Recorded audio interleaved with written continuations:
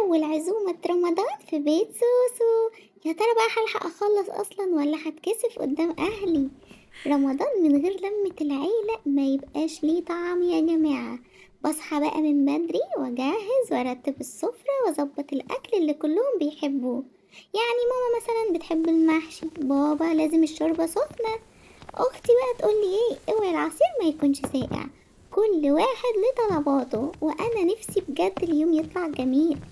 أكتر لحظة باحبها الهدوء اللي قبل المغرب، بتبقى كده الدنيا كلها هادية وكل الناس رايحة بسرعة علشان تفطر وتتجمع مع تسلم عيلتها. إيديكِ، شكلها تحفة، والدعوة هاتي بقى طبق اللي يا ما بيني وما بين ربنا دايما بدعيها، ربنا يديم علينا اللمة والستر. بعد الفطار دي قصة تانية بقى، بنحضر بقى عصير وكنافة وقطايف وحلويات. ايه بتبقى هيصة، أحلى قعدة بقى ونقعد نفتكر بقى واحنا صغيرين كان بيحصل ايه. رمضان بجد يعني روح ولمة عيلة.